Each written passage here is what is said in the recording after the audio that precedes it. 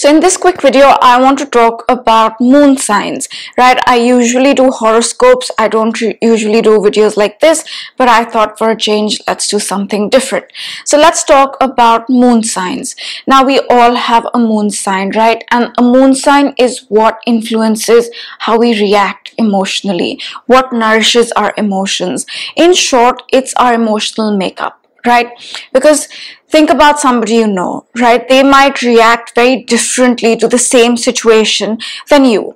And that depends on many factors, but one of the factors is your moon sign. So in this video, I want to talk real quick about the different moon signs. And if you don't know your moon sign, there are many calculators on the internet completely free where you plug in your date of birth, time of birth, place of birth, and you'll get your moon sign. So you can always do that if you like. So let's get started. Now let's talk about the Aries moon. Aries is a very fiery sign. It's a sign ruled by Mars. So usually people with an Aries moon can be impulsive, they can be reactive rather than proactive, they can be very quick to action, right? That's an Aries moon. So an Aries moon thrives on challenging themselves. They do well with challenges, they do well with goals, they do well with taking action and doing things, right? Aries moons can also do well with physical activity. That's something that can nourish them. That's something that can ground them even, right? So that's what an Aries moon is. Of course, this is a very shortened description, but these are the highlights. These are the main points. I have an Aries moon and I can definitely resonate with, always being active, and physical activity, exercise is something that just helps me keep grounded and keeps me calm, right? So let's move on to the next moon sign, which is a Taurus moon. Now Taurus is a sign ruled by Venus, right? And Venus is the planet of love and pleasure and beauty and all those things. So Taurus moon likes the good things in life, right? It's got a very fine taste. It likes to indulge. It likes sensual pleasure. It likes like I said, the finer things of life. Taurus moon can do well with slowing down a little bit when they feel stressed. They can do well with some good food they enjoy, right? To feel good, to feel grounded. Being with nature or interacting with nature in some way can help Taurus moons feel grounded as well. Moving on to Gemini. Gemini is a Mercury ruled sign, and Mercury is a very fast moving planet. It's very fast. So Gemini moons are like that. They like a lot of stimulation. They can be very talkative. They can be very restless.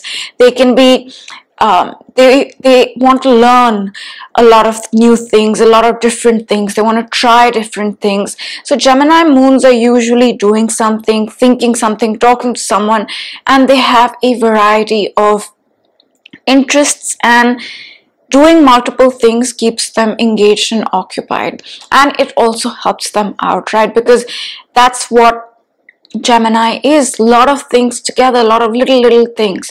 And one thing with Gemini moons, I'd say, is that sometimes it's good to just take time out. If that, okay, let's do this, let's do that, let's talk about this, is getting too much for you. Now, moving on to Cancer moons. So Cancer is a sign ruled by the moon, and Cancer moons are generally very emotional. They're very private. They're very introspective. They're very intuitive. They're very, they have this nourishing energy to them, right? They can also be very connected to their family and home. Cancer moons do well with taking time out to nourish themselves, whether that's through going for a walk, reading, writing in their journal, whatever it is, whatever their form of self-care is. Cancer moons do well with indulging in that as a form of feeling grounded, feeling calm. So that's Cancer moon. Now let's move on to Leo. Leo is the sign ruled by the sun, right? And the moon in Leo is a very dynamic, dramatic moon. It likes to be the center of attention, and that's not really a bad thing. It likes to lead. It likes to show people the way. Leo is also a fire sign, and it's full of personality. So Leo moons can be full of personality. They can be the life of the party, so to speak. Leo moons can also be very creative, and they can also have talents that are related to the performing arts, acting, that sort of thing. Now, moving on to Virgo moons. Virgo is another sign ruled by Mercury, but it's a just slightly different manifestation, you can say. Virgo is a sign that likes perfection. It likes to do things in a very proper, systematic, organized, planned manner. So Virgo moons can be very systematic, very organized, very planned. They like routine, they like structure, right? These are the positives of the Virgo moon. Virgo is a very planned sign, like I said, and with that, sometimes what can happen is stress, right? When things are not going as planned, as decided, then stress can happen. So Virgo moons can feel slightly stressed as well. Moving on to Libra. Libra is a sign again ruled by Venus, so there is definitely an element of enjoying things like music and art and beauty and fashion and that sort of thing. Libra moons are usually very good at being diplomatic and looking at two sides of the situation, right? What's this side, what's that side, what's the pro, what's the con, that sort of thing. They're very good at that. So they're very diplomatic, very good at seeing both sides, very good at weighing things out, and they do enjoy things like music and art and fashion, that sort of thing. Moving on to Scorpio moon. Scorpio is a sign ruled by Pluto. Pluto is a very intense energy. It's a very intense planet. It likes to dig deep into things.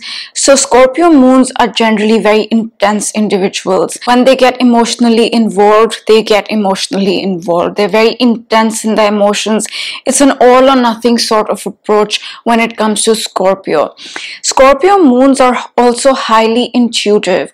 They know what's going on, right? It's very difficult to be something you are not in front of a Scorpio moon, right? A Scorpio moon will see right through that. They'll get to the truth. They'll get to things as they are. So that's what a Scorpio moon is like. Very emotional at some level, very intense, can get very deeply attached as well. Scorpio moons feel good when they have that deep soul connect with a person, right? For them to create a bond, for them to feel like, yeah, this is a relationship, this is a deep friendship, they need to connect at a soul level.